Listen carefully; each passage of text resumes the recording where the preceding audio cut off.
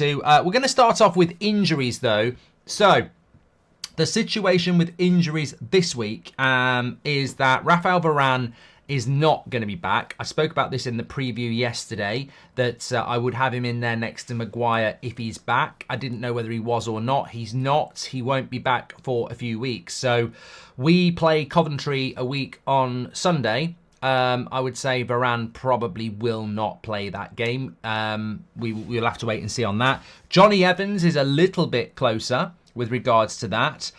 Scott McTominay, very doubtful for tomorrow, will probably be back for the FA Cup game. And Marcus Rashford did train yesterday, has a bit of a knock from the weekend, and they're going to see how he goes with regards to that. Obviously, no Martinez, no Luke Shaw. You know, the longer term injuries are still going to be departures, absentees. I think the first thing I would say is that the real issue is the centre-backs. You presume it will be Waller and Maguire tomorrow. They'll be tested, obviously, with the likes of Solanke, who's had a very good season. With regards to the Rashford injury, if I'm being completely honest, is this now an indication of what Marcus Rashford is to Manchester United? Because I'm actually not bothered. I wouldn't start him against Bournemouth, as I said in the preview. I'd put Anthony on the right and I would put Garnacho on the left. And if either of them don't play well, and Rashford's not on the bench, I'm probably more excited that Ahmad will come on. So I'm not even, there was probably a time when I'd be a little bit concerned about Rashford being out. But I've got to say, is that the level of the drop-off with Marcus Rashford now that I'm really not that bothered if he misses the game? You could say he's missed a lot of games this season when he's actually started, but Garnacho deserves to start. We're better on the left with Garnacho. Anthony deserves to start. He's probably had the best couple of weeks in his Man United career. And Ahmad scored the winning goal against Liverpool in the FA Cup and has not really been given a chance since. So I'm sort of like, if Rashford's got a bit of a knock, can he miss the game tomorrow anyway? But maybe that's a little bit harsh. That's sort of the way I feel about it. So I think I think he will be involved tomorrow. By the way, if he starts, I will say I don't agree with it. Because as fans, you've got a right to say it. Pundits say it. So I don't agree with him starting, but I'm pretty sure he will be involved tomorrow, despite that. So we'll go into the Bournemouth game pretty much as we did last week. There's not going to be any changes at centre-back. He was asked about the centre-back situation and the issues that he's had. He actually jumped in and said, it's not just centre-back I've got issues, also left-back. We haven't got a left-back. And I thought fair play to Ten Hag, because the media will tell the story they want to tell, and sometimes you've got to tell the story yourself. And he was asked about the centre-back issues, and he said, look, it's also at left-back as well. We don't have a left-back. He was asked about Harry Maguire, and obviously Man United looked to sell him last year. Does he regret that now? Which I thought was a bit of a weird question. Do you regret trying to sell Harry Maguire last summer, but not selling him?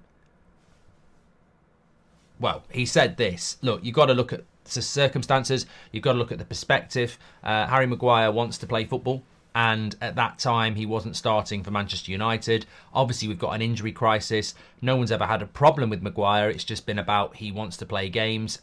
He's playing really well for us at the moment. So I think, it's a good question. He was also asked about not having a stable back four all season. How difficult is that? And I felt, because I listen to these things, I'm sure you do as well, I think sometimes in the media you will get somebody who will call somebody out directly, but the clever people call somebody out indirectly. And I personally felt that Ten Hag, intentionally or not, was responding to some of the criticism he's had in the last few weeks. The excitable white trainer crew on Sky, with their big graphics. I think he was sort of having a pop at them, because he said, look, it's very difficult to not be able to put a stable back four out all season, whether it's your left back being out, whether it's your centre backs being out. We've never had 2 or 3, even 3 games in a row where we've been able to pick the same back four. I don't know whether we've actually done that this season. Have we had 3 games in a row where we've had the same back four? So he basically said, look, it's very, very difficult, but anyone with even a fraction of knowledge of the game of football would know how difficult that is. And that's sort of a bounce back to these people who sit there on Sky or TNT or wherever else and say, Where's the style of play? Nah, nah, nah. Well, I do agree with Ten Hag on that. I'm like, it's very difficult. We saw it with Jurgen Klopp last year. He couldn't build a back four all season, and it cost them a lot until they got players back. So I think that, you know, defensively we have had, and also we don't have the profile of centre-backs that Klopp's got. He's got 4 centre-backs that can pretty much play a high line. We've got 2 who can play a high line and 3 who have to play on the edge of the box. So it's been massively problematic for us this season, and I think everybody could agree with that. And he was also asked about Bournemouth, and after losing to Bournemouth at Old Trafford at the start of the season, there was a quote from Ten Hag where he said about consistency, we've got to get consistent. He was asked about that, and he said, look, after that game against Bournemouth, I think we'd beaten Chelsea midweek before or something like that, and it's that consistency get to go from one game to the other. And he said we've got to win the fight. You know, you've got to run harder. You've got to tackle better. You've got to pass better. You've got to win the fight if you want to win the game.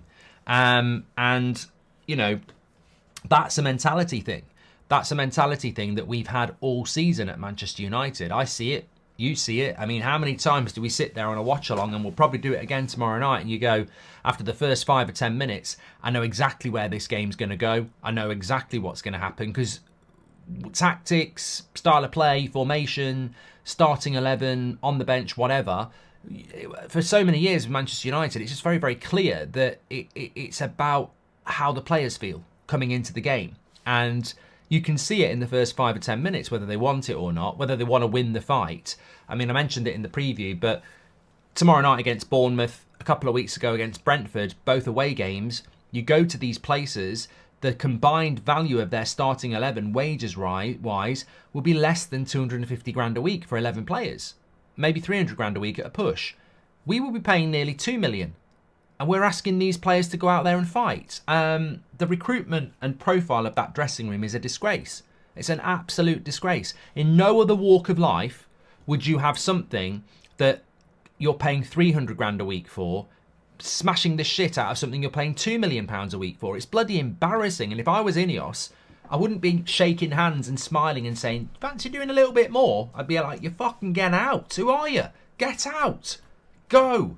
Because it's disgusting, and it doesn't get spoken about enough. Goldbridge, that's the end of the clip. I'm sure you enjoyed it. In fact, I bet that's the best clip you've ever watched. So there's no reason not to subscribe to the channel, click the bell icon so you never miss a clip again. In fact, smash a like on the video, because we all know only legends like videos, and you are all legends. So please smash a like on the video, and we will see you again on the next one. Thank you very much for watching, as always.